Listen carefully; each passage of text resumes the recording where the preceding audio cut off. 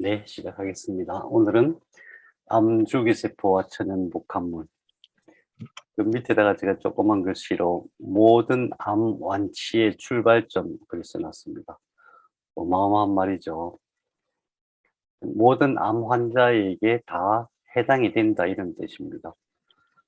어찌 보면은 대부분의 치료에 있어서 이 암주기세포의 어떤 신호 전달 체계 이런 것을 억제하거나 제어하는 쪽에 거의 그 신경을 안 쓰고 있어서 너무너무 중요한 것 같아요.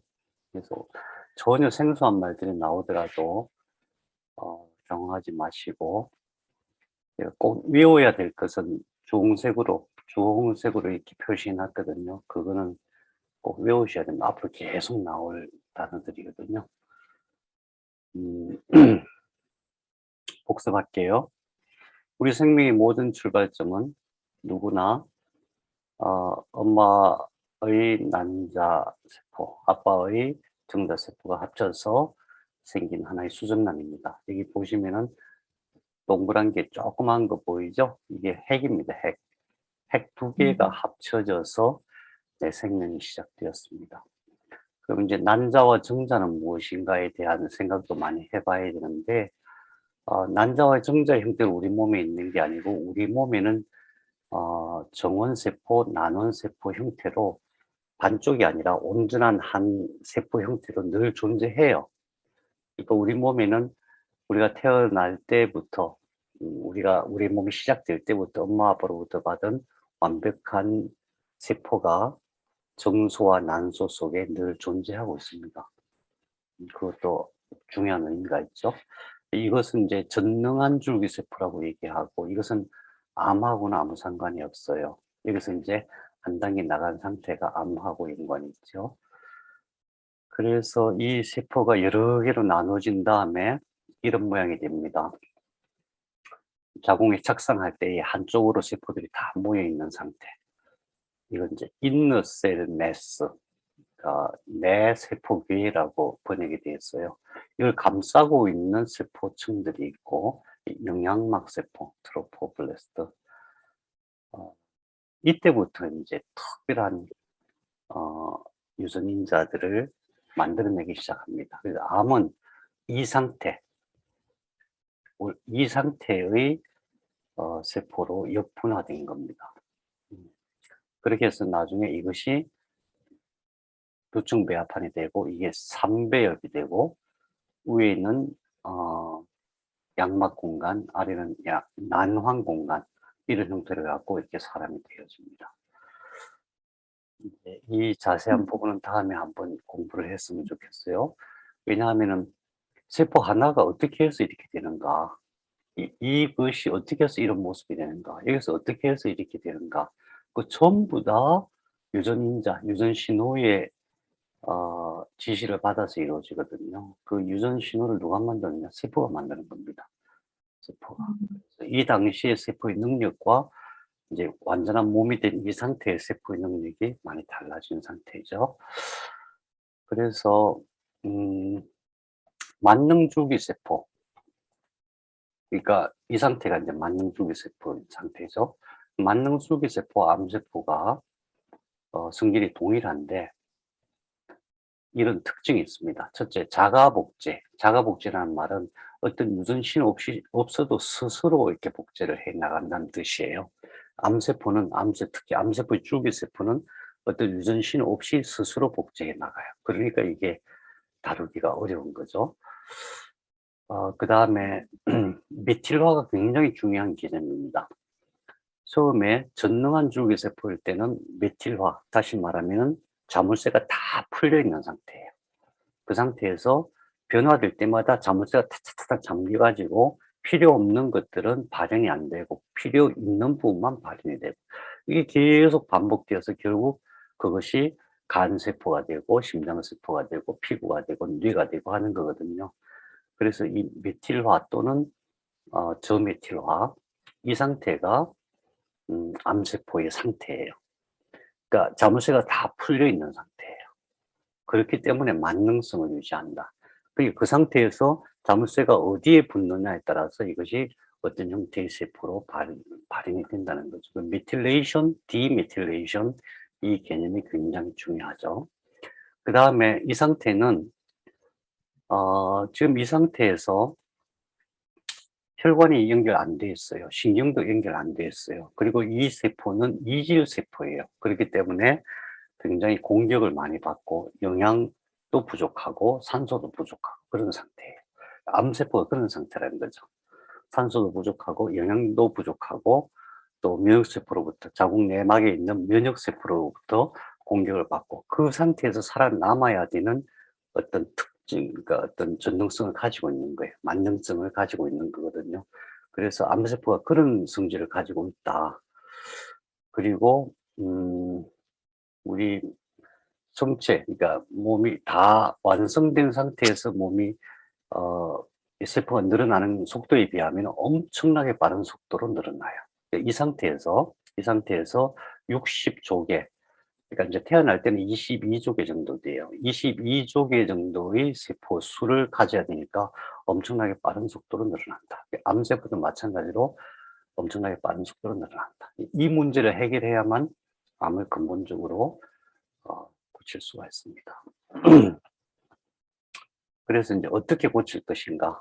암주기세포. 첫 번째로 역분화된 암주기세포다. 이게 제일 중요하죠. 우리 몸에 있는 뭐 간이다 그러면 간세포하고 완전히 달라진 거예요. 간에서 역분화돼 가지고 배아세포가 돼 있는 상태다. 이렇게 보고 그래서 그 세포의 성질, 세포의 특징, 세포의 능력이 완전히 다르다.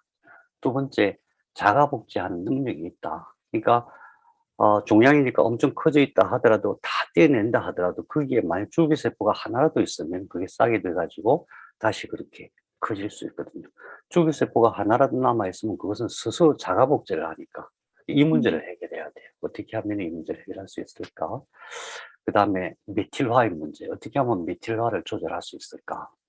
그다음 저산소, 저영양 때의 대상, 저영양인 상태에서의 대상 능력을 어떻게 억제할 수 있을까? 그다음에 방어 대상 능력, 그러니까 이제 이것은 에너지를 만드는 대사도 되지만은 글루타민을 가지고 자기 구조체를 만드는 그런 대사 능력들, 그 글루타민의 대사 과정을 억제할 수가 있어요. 포도당도 물론 중요하지만은 포도당보다 어쩌면 더 중요한 게 글루타민 대사. 오늘 이것을 어떻게 하면은 할 수 있는가를 살펴보겠습니다. 첫 번째, 성장인자라는 개념을 아셔야 됩니다. 성장인자, 글로스 팩터. 그 다음에 성장인자가 있으면 반드시 수용체가 있어야 돼요. 수용체를 리셉터라고 합니다. 글로스 팩터는 GF로 시작하거든요. 수용체는 R로 시작해요. 그래서 모든 성장인자는 GF가 붙어요. GF. PDGF, FGF, EGF, IGF, HGF, TGF. GF가 부르는 거는 그냥 전부 성장인자다. 글로스 팩트다. 근데 글로스 팩트는 뭐냐 하면은 성장인자인데 단백질이잖아요. 생명물질이잖아요. 누가 만들어요? 세포가 만드는 거예요. 네. 세포가 만드는데 이것이 세포 속으로 들어가려면은 세포막에 수용체가 있어야만 들어가요. 그러니까 성장인자를 못 만들게 하거나 또는 이걸 다 없애거나 또는 수용체를 막거나 수용체를 탁 막아서도 이 문제를 해결할 수가 있는 거죠. 이제 이 중에서 대표적인 성장인자 6가지인데 뭐 굉장히 많아요. 그런데 우선 제일 중요한 거, 아주 중요한 특징을 가지고 있는 성장인자 6가지를 암기해 놓으시면 좋겠습니다. PDGF. 우리 혈액 검사하면 늘 혈소판 검사 나오죠. Platelet Derived Growth Factor. 그러니까 혈소판에서 유래한 성장인자. 이게 뭐 혈소판하고 관계 있나 이렇게 생각하기 쉬운데 모든 이름이 예를 들어서 뭐 FGF, EGF, 간세포, HGF 예를 들면은 이건 간세포 성장인자거든요. 그럼 우리가 생각할 때 이거 간하고만 상관이 있나 보다 이렇게 생각이 쉬운데 그게 아니고 간에서 처음 발견했어요. 그래서 간세포 성장인자예요. 헤파토사이트 그로스 팩터. 그래서 그 기능은 이름하고 조금 달라요. 그래서 혈소판 유래 성장인자는 무슨 특징이 있냐면은 혈소판이 어떻게 작용해요? 몸 안에서 상처가 나거든요. 우리는 잘 모르지만 몸 안에서 여러 가지 형태로 상처가 나요. 그러니까 예를 들어 근육 뭐 운동하다가 찢어질 수도 있는 것이고 또는 뭐 어떤 충격을 받아서 그럼 우리 눈에 보이니까 멍들고 하는 건 눈에 보이잖아요. 근데 눈에 보이지 않지만 몸 안에서 여러 가지 형태의 상처가 나요. 그러면은 출혈이 생기잖아요. 그 출혈을 막아야 되니까 혈소판이 거기서 모여요. 이 혈소판이 모이면은 반드시 혈소판 유래 성장인자가 발현이 돼요. 왜? 구멍이 뚫렸잖아요. 그럼 혈소판으로 일단 임시방편으로 막아놨지만은 그 세포들을 다시 증식시켜서 이걸 원상복구를 시켜야 되잖아요. 그래서 혈소판 유래 성장인자 PDGF가 거기서 발현을 하는데 중요한 것은 PDGF가 발현이 되면은 다른 것들도 같이 발현이 돼요. 다른 것들도. 그래서 이게 중요한 거예요. 네. 김영석 선생님은 컨디션이 안 좋아서 오늘 못 오겠다고. 네. 그 다음에 섬유아세포 성장인자. 섬유는 파이브글라스, 파이브를 아시죠? 이제 모든 조직 중에서 섬유세포가 있거든요. 섬유 조직이 있거든요. 근데 여기서 아세포라고 하는 것은 블레스트, 모판, 싹 그런 뜻이거든요. 그러니까 이것은 이제 섬유아세포는 모든 조직에서 그 조직을 어떻게 보면 구조체를 만드는 그런 측면에서 발생하는 건데 이것도 마찬가지로 섬유아세포 성장인자 FGF가 발현이 되면은 다른 것들이 같이 발현되게 되었어요. 왜냐하면 얘 혼자 다 해결을 못 하거든요. 그 다음에 늘 나오는 게 EGF죠. 여기에 이제 R이 붙으면은 EGFR. 상피세포 성장인자인데 상피세포라는 말이 무슨 말이냐면은 표피란 뜻이거든요. 에피더멀. 그러니까 표피인데 우리는 표피 그러면 피부만 생각하잖아요. 그게 아니라 모든 조직은 다 자기 막이 있어요. 그걸 표피라고 해요. 그걸 상피라고 해요. 그러니까 예를 들면 유방암 그러면 유방에 유선이 있잖아요. 주로 이제 유선에서 발생하는 유선을 덮고 있는 막이 있어요. 그것을 상피라고 해요. 그래서 모든 조직 안에는 상피라는 게 있다. 처음에는 상피세포에서 이렇게 만들어져요. 상피세포에서 암이 발생하다가 나중에 커지면은 그걸 뚫고 나가죠. 그래서 이제 이게 침윤성이냐, 이걸 따지는 거죠. 그걸 뚫고 나가면 침윤성, 이게 더 커져서 다른 조직으로 나가니까. 그래서 EGFR은, 혈액 검사할 때도 항상 자주 나와요. EGF 또는 EGFR 그렇게 나오죠. 아무튼 여기다 R을 붙이면 전부 다 수용체를 의미해요. 수용체가 얼마나 많으냐에 따라서. 왜냐하면 수용체라고 하는 것은 이와 같이 세포막에 이렇게 붙어 있는 거거든요. 세포막에 이게 수용체예요. 예.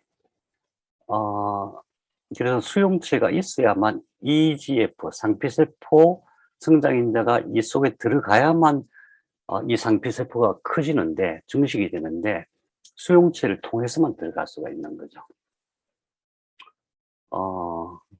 그 다음에 진짜 중요한 게 IGF예요. 인슐린 like growth factor. 여기서 like란 뜻은 유사하다, 비슷하다 이런 뜻이거든요. 이 인슐린하고 비슷한 게 뭐 어떤 의미가 있을까 이렇게 생각하기 쉬운데 이게 언제 나타나냐면은 처음에 수정세포 하나가 두 개가 되잖아요. 두 개가 되는데 한 하루 반 걸려요. 그 다음에 이게 두 개가 갑자기 네 개가 되죠. 네 개가 8개가 돼요. 8개 됐을 때 그때 딱 나타나요. IGF가 발현이 돼요. 그때부터 기하급수적으로 팍팍 늘어나요. 그래서 우리가 이제 혹시 암세포가 갑자기 막 크게 증식할 때는 이게 발현되는 거예요. 이걸 막아줘야 되는 거죠.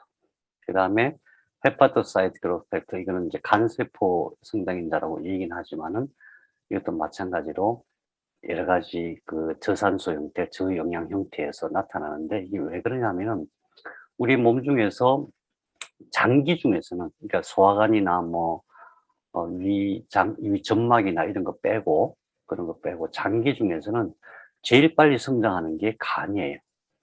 간은 3분의 1을 잘라내도 거의 한 달 있으면 제 모양이 탁 나와요. 석 달이면은 완전한 새로운 형태로 딱 모양이 나오거든요. 그래서 이 간세포 성장 인자도 마찬가지로 굉장히 급속하게 증식을 하게 하는 그런 성장 인자예요.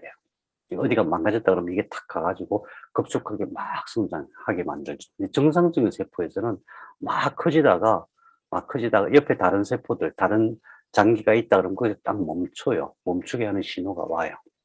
근데 이제 암세포는 HGF가 발현되는데 안 멈추는 거죠. 그럼 고속 증식이 되겠죠.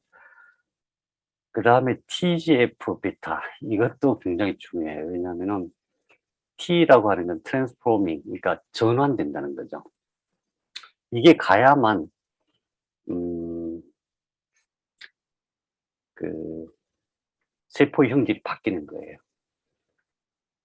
그러니까 이제 예를 들면은 이제 우리 CT나 이런 거 보면은 뭐 막이 두꺼워졌다, 뭐 막이 어떻게 무슨 이형성이 생겼다, 뭐 이런 얘기 하잖아요. 그때에 발현되는 게 TGF 베타예요. 그래서 이제 우선 이거는 상식적으로 이렇게 알아두시고, 이렇게 작동해야만 이게 증식을 하는구나. 우리가 제일 중요한 게 그거잖아요. 암이 조금 있어도 괜찮잖아요. 그냥 평생 그냥 같이 살아도 되는데, 이게 엄청나게 빨리 늘어나요. 고속 증식을 해요. 왜냐하면은 원래 배아세포가 그런 식으로 증식을 하거든요.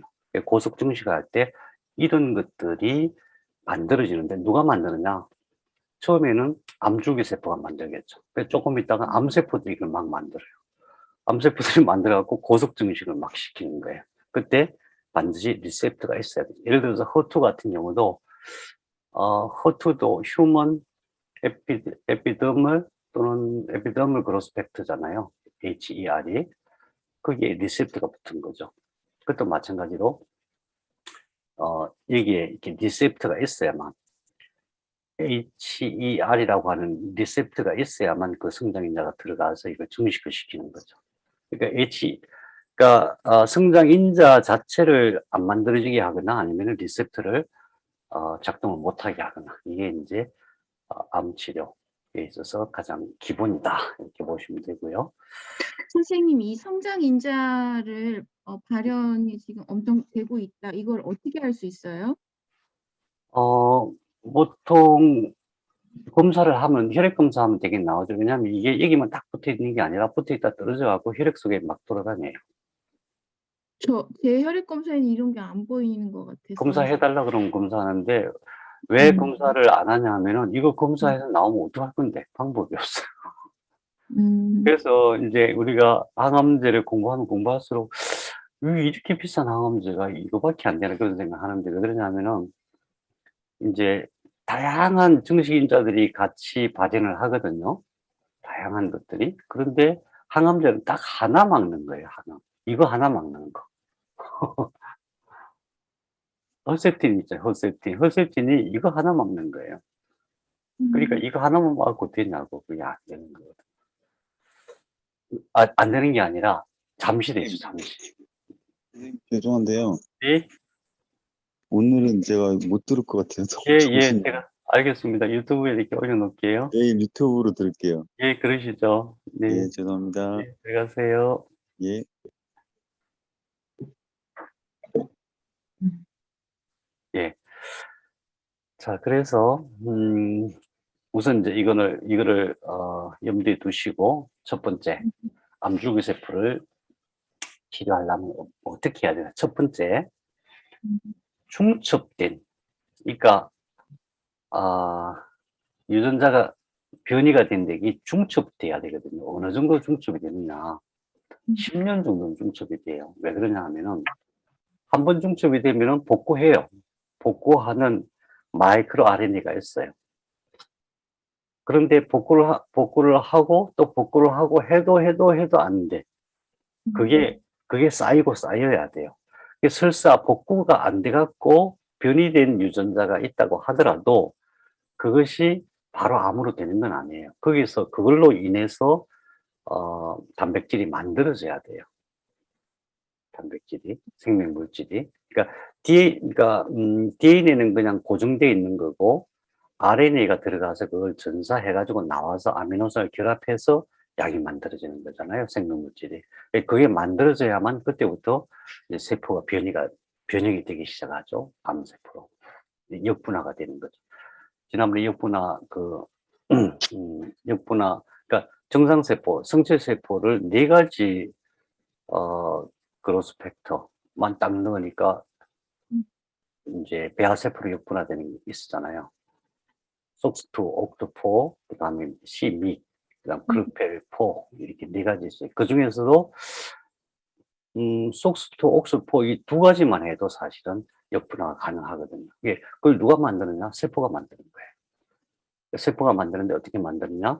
DNA를 전사해가지고 RNA가 그것을 아미노산을 결합해서 만드는 거죠. 그래서 그것이 중첩돼가지고 역분화되었을 때 암줄기세포가 된다. 암줄기세포가 이게 계속 자기한테 자기가 생존할 수 있는 저영양, 그 다음에 저산소, 그 다음에 여러 가지 공격으로부터 버틸 수 있는 그런 여러 가지 자기가 생존할 수 있는 그런 그 생명물질들을 만들어내야만 이게 종양이 되는 거거든요. 그래서 제일 먼저 해야 될 거는 뭐냐면 암줄기세포 성장을 억제를 해야 된다. 왜? 한 번 생기고 끝나면 좋은데 만약 유전자 변이가 되어 있다면 계속해서 생길 거 아니에요. 암 치료하고 나서도 또 생기고 또 생기고, 그러니까 이걸 치료하지 않는 한은 완치라는 게 있을 수가 없다. 그래서 이걸 성장하는 방법이 첫 번째 방법이 응고물질 제거다. 아니 이거하고 응고물질하고 무슨 상관이 있을까 이렇게 생각이 쉬운데 한번 보세요. 첫 번째, 우리가 화학적, 물리적, 정신적인 스트레스를 받으면은, 여기서 말하는 화학적이라고 하면 우리가 무슨 뭐 바깥에서 뭐 화학 물질을 받게 쐬거나 먹는다 이게 아니라 세포 자체가 이런 스트레스를 받게 되면은 세포가 손상되는데, 세포가 손상되면은 응고물질이 생겨요. 세포가 손상되면은 몸속에는 우리가 보이지는 않지만 여러 군데서 세포 손상 현상이 일어나거든요. 그러면 그 응고물질이 이제 트롬빈이고 또 한방에서 의혈이라고 하고 또 혈전이 되고 하거든요. 이런 것들이 생겨요. 이런 것들이 생기면은 반드시 간세포 성장인자 효소가 발현돼요. 아까 HGF였죠. 헤파토사이트 그로스 팩터 액티베이터. 이 효소가 발현돼요. 왜냐하면 지금 세포가 상했으니까 우리 한번 생각해 봐요. 여기에 이제 칼로 베었어요. 그럼 피부가 이렇게 갈라질 거 아니에요? 그럼 우리가 그것을 꼬매요. 꼬매면은 실로 꼬맸기 때문에 이게 상처가 나는 그거 아니잖아요. 실로 꼬맨 것은 그냥 이거 고정시켜 놨을 뿐이에요. 꼬매 놓고 그 다음에 소독약 발라서 균이 침투하지 않게 해 놓으면은 거기에 세포들이 급격하게 자라가지고 딱 붙는 거예요. 그러니까 우리가 상처가 났을 때 우리가 외부에서 또는 병원에서 해줄 수 있는 건 아무것도 없어요. 다만 그게 딱 붙을 수 있도록 가까이 갈 수 있도록만 해놓으면은 세포들은 지가 성장하는데, 그때 성장할 때 급격하게 성장하고 그때 발현되는 게 HGFA예요. 우리 몸속에도 그렇다는 거죠. 몸에서 상처가 생기면 간세포 성장인자 헤파토그루페이터 액티베이터가 발현되고, 그렇게 되면은 모든 세포의 성장을 촉진해요.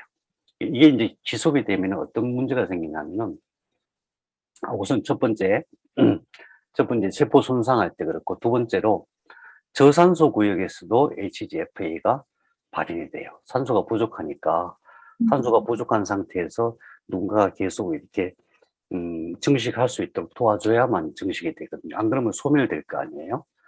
그 다음에 아바스틴, 닉사바, 타목시펜, 그 다음에 색전술을 할 때도 어떤 현상이 벌어지냐면 이 약들이 신생혈관 억제예요. 우리는 신생혈관 억제하면은 병이 나을 것 같이 생각하잖아요. 그게 아니라 신생혈관을 억제하면 저산소 상태가 돼요. 저산소. 그래서 그때의 HGFA가 발현이 돼요. 그 HGFA가 발현되니까 이걸 없애야 된다? 이건 안 돼요. 왜냐하면 이건 필요한 거예요. 우리 몸속에서 어떤 세포가 이제 망가지거나 어떤 문제가 생기면 HGFA가 발현이 돼야만 문제가 해결되기 때문에 이건 필요한데 이게 지속적으로 발현이 되면은 이것이 세포 속으로 들어가는데 필요한 게 메트라는 유전인자예요. 셀룰라 메트를 C 메트라고도 하고 그냥 메트라고 돼요. 아니, 이게 문제, 이게 어떤 성질을 갖고 있냐면, 원래 세포가 이렇게 만나면은 그 증식을 딱 멈추게 되어 있어요. 이 C메트가 발현이 되면은 이게 안 멈춰요. 옆에 세포가 있는데 계속 증식이 돼요. 그래서 암주기세포 증식이 이루어져요. 그러면은 HCFA를 제어할 수는 없잖아요. 이건 필요한 거니까. 이게 계속적으로 만들어지면은 C메트라고 하는 수용체가 만들어지고, 그럼 그때부터 이제 암주기세포가 증식하게 되는데, 이거 자체를 어떻게 할 수는 없어요. 그 다음에 저산소 구역이 되면은 이것뿐만이 아니라, 이제 앞으로 계속 나오겠지만, 이것뿐만이 아니라 다양한 암 줄기세포 성장 인자들이 발현이 돼요. 저산소 상태가 되면. 왜냐면 세포가 살아남기 위해서 그래요. 원래 세포는 우리가 산소를 흡입하잖아요. 그럼 산소가 들어가서 뭐 하냐면은, 이제 햇빛을 전자에 담아가지고 그 전자를 빼쓰는 방식으로 우리 에너지를 얻는다 그랬잖아요. 그때에 전자에서 에너지를 얻고 나면은 반드시 양성자가 생겨요. H.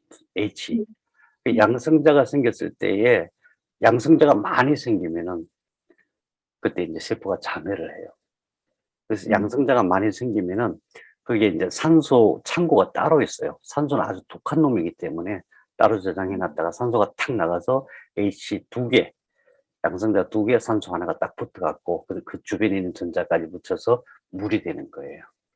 그래서 산소라고 하는 것은 들어가서 뭔가 좋은 역할을 하는 게 아니라 사실은 양성자를 물로 만드는 역할을 하는 거예요. 그렇게 해야만 세포가 살 수 있기 때문에.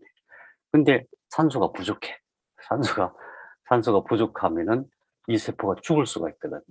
죽지 않게 하기 위해서 이제 이런 식으로 변화를 하는 거죠.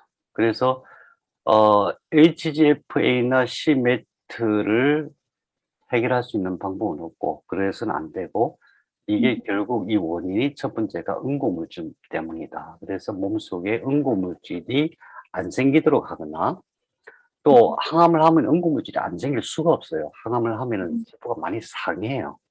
우리가 겉으로 상할 때는 금방 알아차리는데 속에서 상하는 거는 못 알아차리잖아요. 그러면 많이 상하거든요. 그럼 응고물질이 생겨요. 그러면 또 악순환이 계속되는 거예요. 그래서 몸속에 응고물질이 안 생기게 해야 된다. 그럼 어떻게 하면 되느냐? 첫 번째가 약으로는 징크예요, 징크. 은행액. 도인은 복숭아 씨를 얘기해요. 행인은 은행 열매를 얘기하죠. 관루인. 약으로 이제 관루인을 많이 써요. 근데 이 징크가 뭐예요? 징크. 은행잎 추출물 징크. 이게 아연이에요. 그래. 맞네. 예, 아연이 여러 가지 기능을 하지만 제일 중요한 기능이 응고물질을 녹여내는 거예요. 아주 효과가 좋아요. 진코민 들어보셨죠? 네. 예. 그래서 이제 이게 굉장히 중요하고, 그 다음에 마늘, 당귀, 단삼, 홍화 이런 것들이 있고, 그 다음에 이제 음식이나 약으로는 이런 것들을 복용해야 되고, 그래서 지금 징크가 아연이 참 문제예요. 그죠? 아연이 그냥 한 두세 알씩 먹을 수 있는 건 되게 비싸고, 그죠? 우리가 먹는 건 좀 너무 많아서 먹기가 좀 그렇고. 어쨌든 아연이 꼭 필요해요. 이거는 아연은 또 뇌를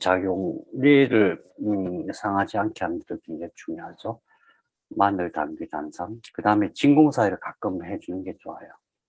그러니까 이제 항암을 오래 하고, 그 다음에 암세포가 엄청 커져 있고, 그럴 때는 그 진공사회를 해주면 혈액 속에 있는 것들이 막 거품처럼 어마어마하게 나오거든요.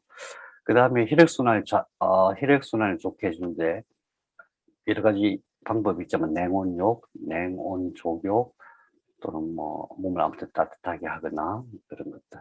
그런 방식으로 몸속에서 응고물질이 쌓이지 않게 하는 것이 제일 중요하다. 첫 번째다. 엄청 중요한데 등한히 하는 경우가 참 많죠. 그죠? 엄청 중요합니다.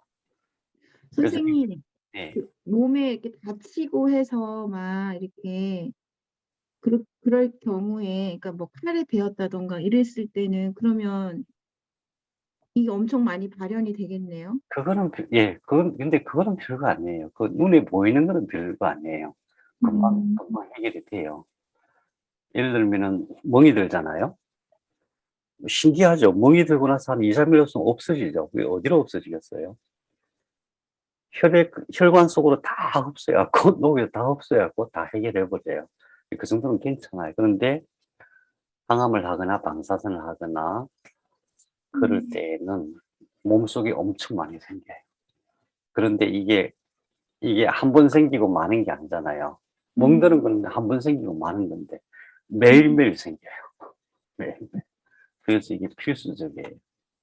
몸속에서 응고물질이 생기지 않도록 하는 것이 굉장히 중요하다. 이것이 곧 이 CMET가 발현되면은 다양한 암세포 성장 인자가 발현된다. 이 무시무시한 말이거든요. 이 무시무시한 말이에요. 예, 그러니까 혈액순을 좋게 하는 거, 그다음 혈액 속에 의열이 안 생기게 하는 거, 몸을 따뜻하게 하는 거 굉장히 기본이다. 기본이다. 이런 이유 때문이다. 이해하시면 좋겠어요. 응고물질을 제거하는 문제하고 두 번째로 암주기세포 성장을 억제하는 게 PDGF, 혈소판 유래 성장인자를 억제하는 건데 혈소판은 원래는 이제 출혈을 막는 역할을 하죠. 이것도 마찬가지로 눈에 보이는 거는 별거 아니에요. 눈에 안 보이는 몸속에서 계속 매일같이 일어나고 있는 상처, 그죠? 특히 암이 막 크게 증식할 때 엄청 통증이 일어나잖아요. 그게 엄청 많이 생겨요, 상처가. 세포 손상이 엄청 많이 일어나요. 그러면 이제 섬유화 세포 증식 인자가 가서 그것을 해결을 하거든요. 항암을 하든 방사선을 하든 뭘 하든 간에 몸속에서 그런 이제 어 세포 손상이 일어나면은 PDGF가 출동을 하는 거예요. 혈소판 유래 성장인자가 출동을 하는데 문제는 얘가 가서 한 번 딱 해결하고 끝나면 괜찮아요. 근데 지속적으로 얘가 나타나면은 모든 세포 성장인자가 계속 활성화돼요. EGF, 상피세포 성장인자, 섬유아세포 성장인자, 그 다음에 인슐린 유사 성장인자. 그러면 어떻게 돼요? 암세포들이 막 고속 증식을 할 수가 있는 거예요. 예. 그래서 PDGF를 막아줘야 된다. 그래서 출혈을 막은 후에도 손상 조직을 복구하기 위해서 기질세포 증식이야. 기질세포는 뭐냐면 암세포 말고 아무튼 그 주변에 있는 여러 가지 세포들, 면역세포들도 많아요. 그런 것들이 막 모여들어요. 그래서 이제 치료를 하고 나면은 이게 자꾸 커지죠. 커지는 이유가 뭐냐면 그런 기질세포들이 많이 늘어나기 때문에 그래요. 기질세포가 오랫동안 그렇게 늘어나 있으면 그것도 안 좋아요. 그런데 대개는 이제 치료하고 나면 또 항암하고 나면 기질세포들이 며칠 만에 이렇게 싹 퍼져나가죠. 수정이 되게 해야 되고. 기질세포가 늘어나서 지속적으로 늘어나면 안 좋은데 이때 NF-kappa B 따라해 보세요, 선생님. NF-kappa B NF-kappa 이게 왜 중요하냐면요. 음. 얘가 한 400개 정도의 유전인자하고 상호작용을 해요. 400개. 얘가 관여 안 하는 게 없어요. 암세포에 있어서. 암에 있어서 NF-kappa B P53은 가장 기본이에요. 얘가 기질세포를 4개를 증식을 시켜요. 그래서 암세포가 부가증가하는데 지금 여기서는 이것만이 문제가 아니라 NF-kappa를 억제하는 거는 뭐 기본이에요. 이거는 이것만이 문제가 아니에요, 진짜로. 그래서 얘를 억제하는 게 에모딘이에요. 에모딘. 음. 에모딘이 들어있는 게 알로에, 청피, 삼백조, 황금, 대왕. 근데 이거 보면은, 이거는 어디서 많이 본 것 같죠? 이거, 여기에는 에모딘만 들어있는 게 아니고, 레스베라톨부터 시작해갖고 굉장히 다양한 것들이 들어있어요. 왜 그럴까요? 얘네들이 스스로 암에 안 걸리기 위해서, 식물세포도 암에 걸릴 수 있거든요. 예, 암에 안 걸리기 위해서 이거를 많은 약들을 만들어내는 능력이 있는 그런 NF-kappaB, Nuclear Factor Kappa-like Chain Enhance of Activate the B cell. 선생님, 알로에를 식전 30분 전에 꼭 먹어야 되는 거예요? 아니요, 그런 거 상관없습니다. 아무 때나 드셔도 됩니다. 다만 알로에 이제 식후에 바로 먹으면 소화가 잘 안 되는 경향이 있습니다. 식전에 바로 먹어도 상관없죠? 예, 좋아요. 예.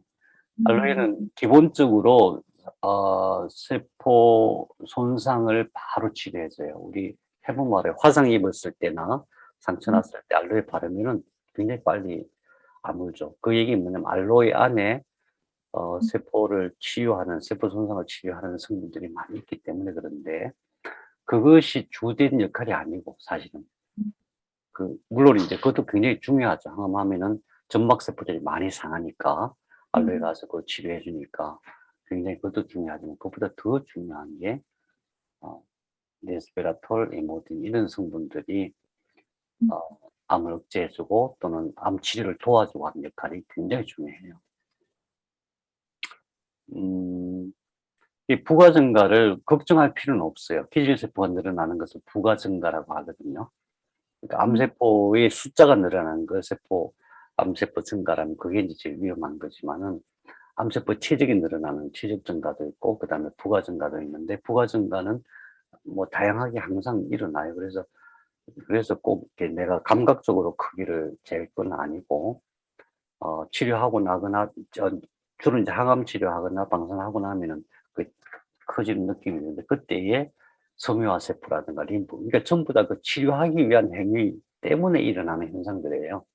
내 몸에 있는 세포들이 그걸 치료하기 위해서 그게 무슨 문제가 생겼으니까 그걸 치료하기 위해서 많은 세포들이 기질세포들이 모여든다. 근데 그 기질세포들이 모여들었을 때 그게 암으로 가면 그게 육중암이에요.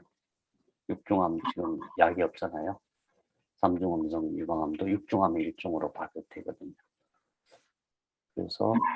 그래서 우리는 이제 다양한 그래서 기본적으로 혈액순환 잘하고 몸의 온도가 안 떨어지게 하고 또는 심부온열하고 이런 방식으로 해서 이제 대개는 다 치료가 돼요. 그런데 또 이 약도 먹고 하니까 이건 약이라기보다 음식이나 마찬가지죠.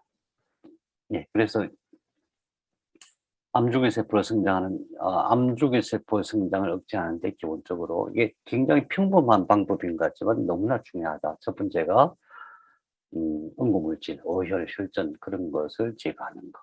그게 늘상 생긴다, 쌓인다. 그러면은 암주기 세포들이 막 생겨날 수 있는 그런 유전 인자들이 성장을 촉진하는 인자들이 생긴다. 두 번째, 음, 혈소판 유래 성장 인자가 억제되어져야 된다. 두 번째. 또 한 가지, 이 에모딘도 아까 에모딘도 마찬가지로 굉장히 다양한 역할을 해요. 에모딘은 이렇게 생겼어요.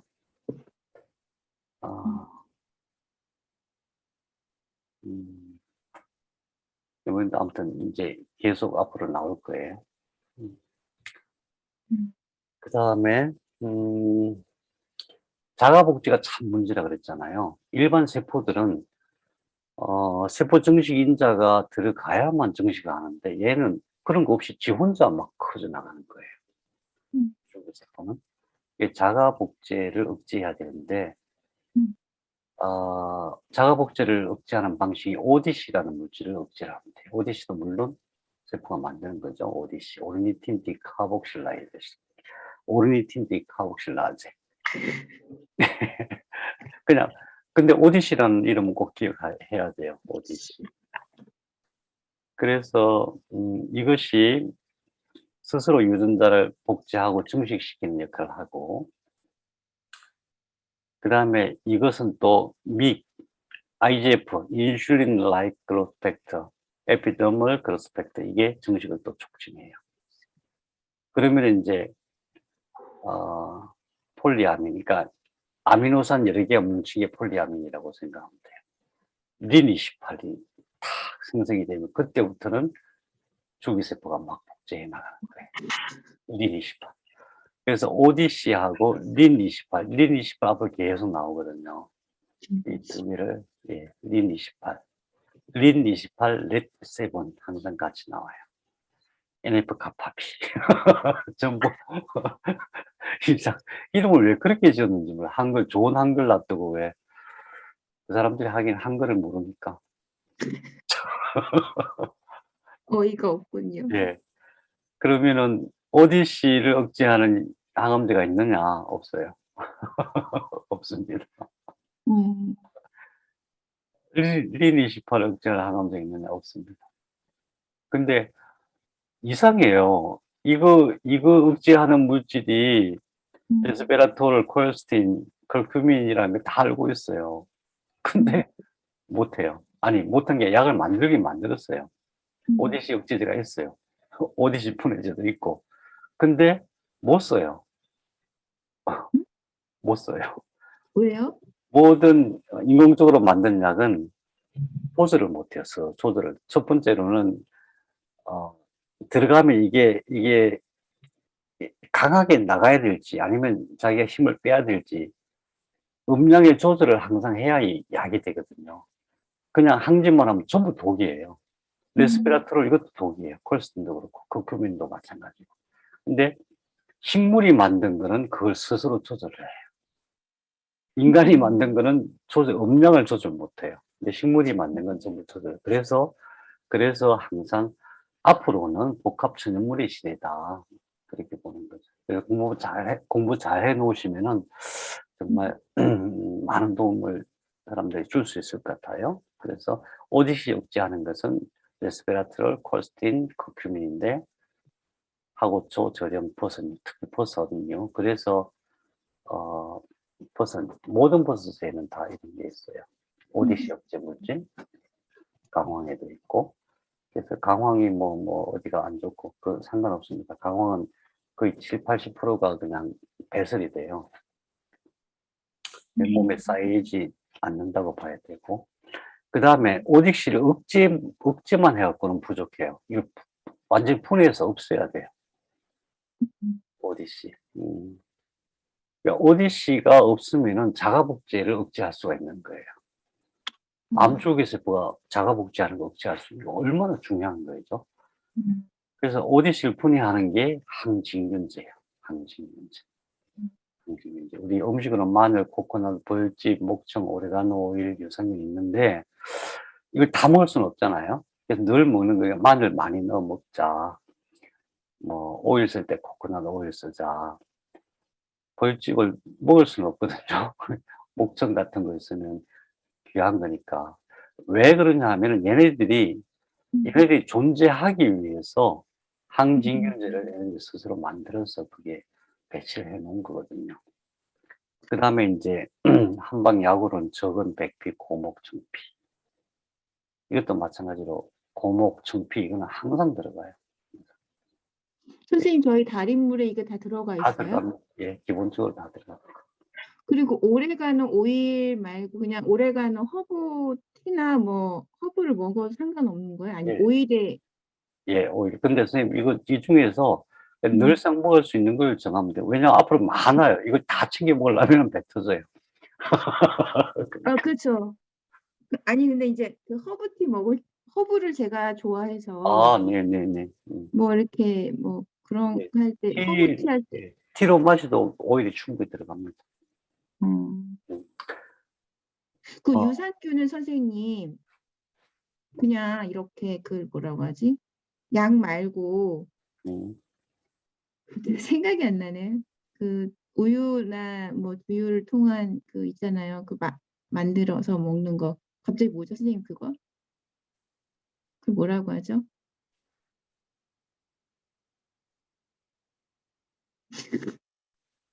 만들어서 먹는 거요? 네, 그 우유를 이렇게 아, 예, 약간 예. 발효시켜 해서 가지고. 네. 그런 거. 음. 그것도 되는 거잖아요. 그거 만들 시간 되십니까? 바쁜데 뭐. 되게 쉬워요, 선생님. 아, 그래요? 그러면 좋죠. 그러면 그래요? 요즘에 먹고 있어서. 제일 좋은 게 마늘이에요. 마늘을 아무튼 마늘 철되면 한 점이 몇 개죠. 아무튼 우리도 뒤에 창고에 마늘 잔뜩 걸어 놓고 맨날 하는 게 마늘 까는 게 이겼어요. 아, 진짜요? 네네. 음. 예, 그 마늘을 다 먹었어요. 엄청 많이 걸어 놓고. 마늘. 아무튼 문제는 뭐냐면 음식으로 들어가는 건 양이 너무 적어요. 음식으로 뭐 엄청 많이 먹어요. 그래서 어쩔 수 없이 복합 전형물이 들어가야 되는 거죠. 그래서 ODC 억제하는 것이 자가 복제를 억제할 수 있다는 측면에서 엄청 중요하다. 더 중요한 것은 약이 없다. 근데 이게 약이다. 예, 얼마나 중요해요, 그죠? 그 다음에 아까 레스베라톨 말씀드렸는데 이게 이제 레스베라톨 컬스틴 커큐민이 플라보노이드라고 하는 거거든요. 이게 이제 더 크게 보면 폴리아민이고, 폴리아민 중에서도 플라보노이드로 분류가 되고, 플라보노이드 중에서 이게 레스베라톨을 커큐민 콜스틴으로 나누는데, 플라보노이드가 뭐냐 하면 이게 육탄당이에요. 육탄당. 이것도 육탄당이에요. 육탄당 두 개에 하나가 삼탄당이 있고, 이렇게 연결되는 거예요. 전부 다 그런 구조로 되어 있어요. 그 육탄당이 이게 누가 만든 거냐면 식물이 만드는 거예요. 식물이. 탄수화물도 그렇게 만들죠. 사실은 이게 탄수화물의 구조예요. 탄수화물의 모든 식물의 기본 구조예요. 우리 몸에서도 마찬가지고. 그러니까 뭐 누가 저탄고지 나는 왜 그런 얘기가 나왔는지 잘 이해를 못하겠어요. 그리고 쌀이 얼마나 좋은데 왜 뭐 하얀 쌀을 싫어해요? 하얀 쌀이 최고예요. 제가 알기로는. 가장 순수하고 가장 양질의 탄수화물을 탁 모아놓은 게 하얀 쌀인데 저는 밥을 제일 좋아하거든요. 정말 맛있잖아요. 그래서 근데 이제 다행히 이런 플라보노이드, 레스베라트롤 커큐민 크리스틴은 ODC만 억제하는 게 아니라 굉장히 다양한 기능이 있어서 늘 거의 모든 그 치료에 다 쓰인다 이렇게 보시면 됩니다. 그다음에 또 한 가지 중요한 문제가 뭐냐면은 암줄기 세포는 자물쇠가 다 풀린 상태라 그랬잖아요. 그러니까 전능한 토티포턴트 스템셀은 완전히 풀린 상태라고 보면 되고, 그러니까 난자와 정자가 결합해서 하나의 핵으로 결합해갖고 세포가 됐을 때는 그냥 다 풀린 상태, 뭐든지 될 수 있는 상태로 간주하면 되고, 거기서 이제 조금 지나서 내세포기가 된 상태는 저메틸화, 그 중에서 몇 개 정도 이렇게 붙어 있고 자물쇠가 이 자물쇠가 메틸레이션이에요. 자물쇠가 메틸기예요. 메틸레이션. 그래서 세포는 자물쇠가 없는 상태에서 자물쇠가 탁탁탁 붙어서 자기 나름대로 특성을 만들어내는 거예요. 그런데 그럼 자물쇠를 누가 붙이느냐?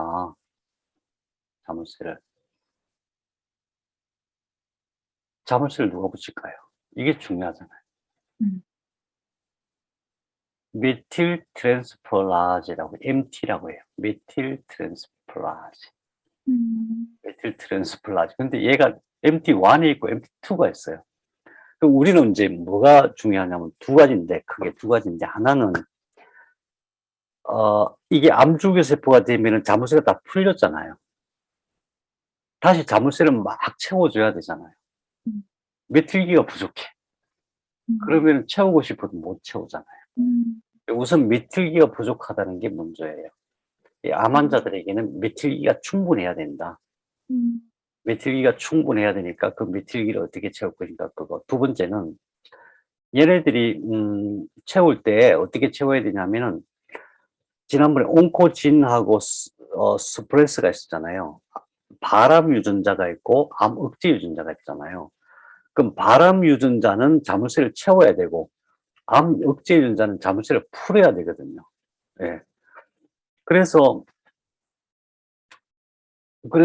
인공적으로 이 약을 만들어서 먹으면은 약이 있어요. 약이 있는데 쓰지를 못해. 왜냐하면 얘는 바람 유전자도 자물쇠를 채우고, 암 억제 유전자도 자물쇠를 채우고, 이게 안 되는 거예요. 그게 바로 MT1이냐, MT2의 문제냐. MT1에서 MT2로 이렇게 조절을 할 수가 있어야 돼요. 그래서, 어떤 약이, 어떤 물질이 들어가가지고, 바람 유전자는 채우고, 암 억제 유전자는 풀어주고, 이렇게 해야 되거든요. 근데 식물이 만든 거는 그게 가능해요. 식물이 만든 거. 그게 바로 뭐냐? 메티오닌, 콜린, 비타인, 엽산, B12인데, 이 비타인, 콜린이 비해서 비타인이 되죠. 이게 어디 있냐면 무술에 있습니다. 무술이라는 약재. 그 다음에 구기자. 그래서 어떤 경우에는 구기자를 잔뜩 달여가지고 먹는 경우도 있어요. 그 다음에 메티오닌, 콜린은 녹황색 채소 효모에 있어요. 이 효모가 꼭 필요해요. 녹황색 채소는 기본이잖아요. 그죠? 어떤 경우라 하더라도 이게 여기만 들어가는 게 아니에요. 메틸레이션과 디메틸레이션을 조절하는 데만 들어가는 게 아니라 항산화부터 시작하고 굉장히 다양한 역할을 해요. 그래서 항상 녹황색 채소를 소가 염을 먹듯이 먹어야 된다 이런 얘기를 해요. 소가 염을 먹듯이. 그렇게 먹을 수 없지만은 늘 식단에는 녹황색 채소가 있어야 된다. 그 다음에 이걸로 부족하고 효모가 굉장히 중요해요. 효모가 이걸 조절하거든요. 그래서 우리 맥주 효모 같은 거 그런 거 먹잖아요. 기본적으로. 그럼 맥주 효모 그거를 그다음에 이제 선생님은 안 드시죠? 저는 이제 뭐 가끔 궁금할 때 먹기도 하고 먹었냐고 물어보면 먹었다고 거짓말하고. 영상으로 촬영하고 있어요. 지금 녹화되고 그렇군요. 있어요. 제가 이거 다 잘라낼 거예요. 편집할 거예요. 우리 엽산 얘기 많이 들어보셨죠? 특히 이제 임신하면 엽산 이게 엽록소에 다 들어있는 거예요. 그래서 모든 식물 속에는 다 있다고 보면 돼요. 다시마 중요하고. 그래서 이런 것들이 메틸화가 그러니까 암세포가 디메틸레이션 메틸이 그러니까 자물쇠가 확 풀어진 상태에서 그렇게 되면은 플로리포턴시 만능성을 가지고 있는 거예요. 지 마음대로 혼자 살아갈 수 있는 자기 독자적인 생명체가 될 수가 있기 때문에 그것을 제어하기 위해서 이게 왜 그러냐 하면은 만능성을 유지하고 있으면 옥토포 속스2 이게 발현돼 가지고 계속 그냥 세포 하나가 내가 혼자 존재, 내가 사람이야, 뭐 이런 식으로 살아가는 거예요. 독립된 인격체처럼 그렇게 살아가요. 그래서 중요하죠. 기본이에요. 예. 또 한 가지 중요한 게 있습니다. 진짜 중요한 거. 우리는 포도당, 탄수화물 먹지 마라. 암을 굶겨 죽여야 된다. 암 굶겨 죽이다가 내가 굶어 죽어요. 왜 그러냐면은 정상세포는 PKM1 경로로 가요. PKM1. PKM1 경로가 뭐냐면 이거 예전에 한번 보여드렸죠. 탄수화물이 해당 작용을 거쳐서 이 탄수화물 C6잖아요. 6탄당. 탄소 6개가 이렇게 있잖아요. 이게 C3개, 3탄당으로 바뀌어요. 그게 피루베이트고 이게 그러니까 탄소가 6개짜리가 탄소 3개짜리로 바뀌어요. 탄소 3개짜리로 바뀐 이거를 피루부산이라고 해요. 피루베이트. 그런데 이것을 해당작용이라고 하거든요. 글루콜리시스. 이게 10단계를 거쳐요. 여기서 이렇게 바뀌는데 10단계를 거쳐요. 엄청 복잡한 단계를 거쳐요. 그래갖고 얘가 일이 들어가서 미토콘드리아 안에서 이제 미토콘드리아 안에 들어가면 뭘 하냐면은 우선 아미노산을 만들죠. 20개의 아미노산을 만들죠. 그 다음에 핵산, 퓨린, 피리미딘, 핵산의 전구체인 퓨린, 피리미딘을 만들어요. 핵산을 만든다는 게 대단한 거잖아요. 우리 몸에 있는 모든 DNA가 핵산, DNA, RNA가 핵산으로 되어 있으니까. 그래서 이 원재료가 얼마나 중요한지 몰라요. 여기서 다 만들어요. 그럼 거기서 그것만 만드는 게 아니라 또 NADH, 에너지를 운반할 수 있는 그런 또 물질을 만들고, 그러면 NADH를 만들면 그게 이제 들어가가지고, 그, 얘네들이 갖고 있는 전자를 빼서 거기서 에너지를 만들어서 에너지가 36개, 포도당 한 분자에 ATP 36개를 만들어요. 이게 정상적인 세포의 구조예요. 이게 PKM1이라는 루트예요.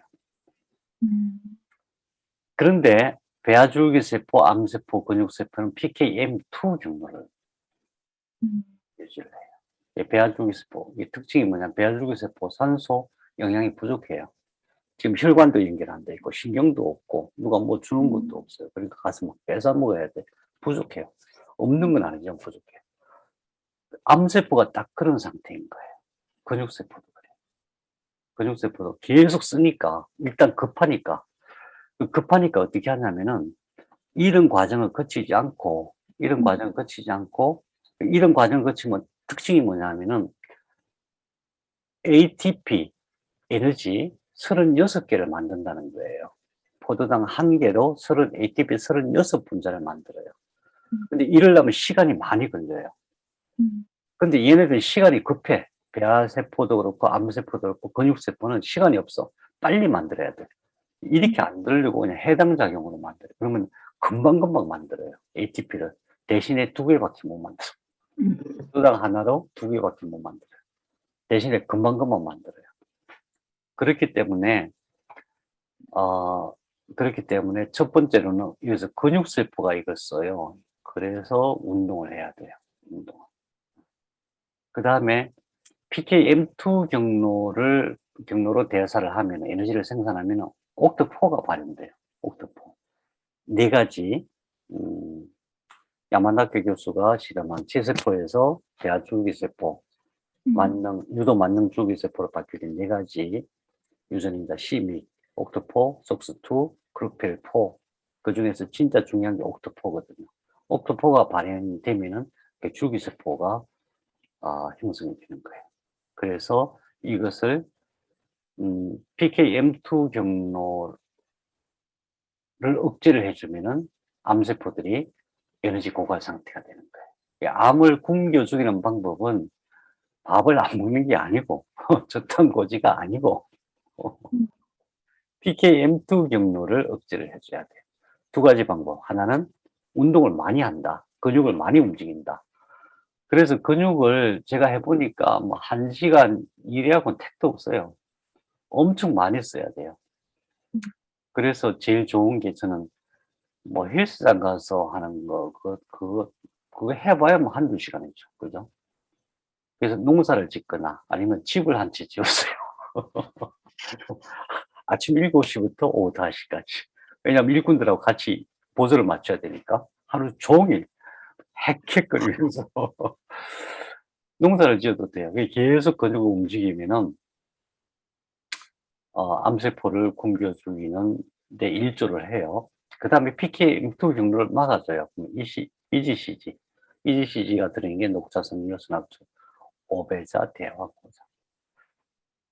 오베자는 굉장히 중요해요. 물론 여기서도 중요하죠. PKM2 경로를 막는 데도 중요하지만 아까 ODC 억제하는 데도 굉장히 중요해요. 오베자는 이제 계속 나오니까. 그 다음에 이거는 매번 나오죠. 그죠? 커큐민 레스베라토르. 그 다음에 이것보다도 제일 효과가 좋은 게 작은 납타키는 PKM2 경로를 억제해줘. 그러면은 아무래도 암세포들이 활동성을 잃게 되겠죠. 암세포를 약화시킬 수가 있겠죠. 그 대신에 밥은 잘 먹고 기름도 좋은 거 많이 먹어야 돼. 기름이 엄청 중요해요. 지방, 좋은 지방. 지난번에 말씀하신 거 버터. 이제 박영호 선생님 항상 생선기름이 제일 좋다고 그러시더라고요. 예. 선생님, PKM1 경로랑 PKM2 경로가 이 경로가 이제 그 이게 뭐지? 암세포가 대사를 할 때에 네. PKM2 경로로 쓰면은 너무 시간이 많이 걸리니까 얘네들이 PKM2, M1 경로를 안 쓰고 PKM2 경로를 쓰는데, 이거는 다시 말하면 암세포가 베아주기스프처럼 변했기 때문에 걔네들이 갖고 있는 특성이에요. PKM1을 안 쓰고 PKM2 경로를 쓰는 거예요. 그래서 그래서 경로라는 말이 어떤 뭐 이렇게 경로가 있다는 게 아니라 세포 속으로 들어가면은 미토콘드리아 내부에서 그 어, 에너지를 만드는 방식이 그렇다는 거죠. 그쵸. 과정 이런 방식이 순서대로, 예, 어떤 네. 순서대로. 음, 그래서 포도당 하나 가지고 시간을 충분히 갖고 이렇게 잘 하면은 36개의 ATP를 만드는데, 얘네들은 그냥 급하니까 2개만 만들고. 그러니까 포도당도 엄청 많이 필요하죠. 그러니까 포도당도 엄청 많이 필요하고, 그 다음에 이제 글루타민도 많이 필요하고. 그래서 네. PKM2 경로를 막을 수 있다는 것이 중요하고, PKM2 경로를 막는 약은 항암제는 있을까요, 없을까요? 없죠. 없습니다. 없습니다. 음. 참 놀라워요. 네.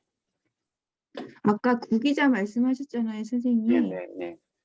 그 구기자도 밥에다 넣어서 네, 그렇게도 되고, 네, 고기자는 또 다른 효능이 또 있어요. 그래서 되게 이제 난치병일 때 고기자를 왕창 먹는 방법이 있어요. 나중에 이제 나올 겁니다. 음, 검제약은 너무 어려워요. 너무 어려워. 예, 마지막으로 글루타민 대사업제. 음, 얘네들은 피루부산으로만 대사하는 게 아니라 글루타민 대사도 하는데, 글루타민 대사는 물론 이제 포도당 대사도 피루부산 대사도 그런 게 있지만, 특별히 얘네들이 그 세포의 어떤 구조체를 빌딩 블록이라고 하거든요.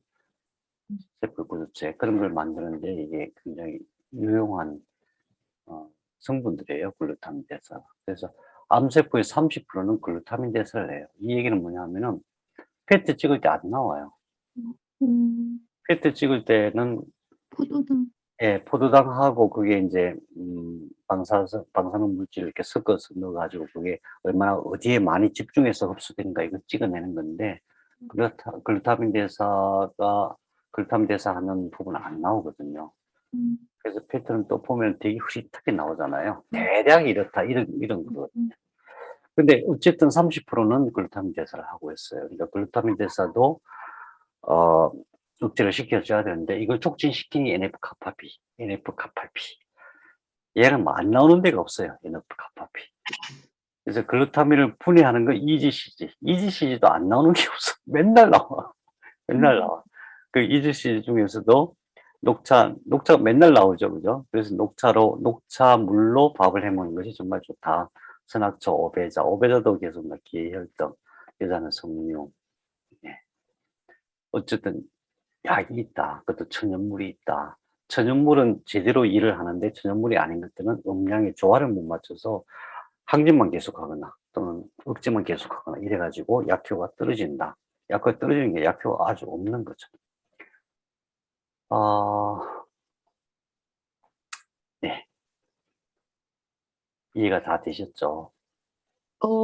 예, 상당히, 이 암이 성장하는데 굉장한 다양하게 많은 것들이 성장하게 만드는 원인이 되게 많다는 게 되게 좀 놀랐고요. 선생님, 네, 이제 시작입니다. 진짜요? 네. 이거 기본이거든요. 그래서, 그런데 걱정하지 마세요. 걱정하지. 저도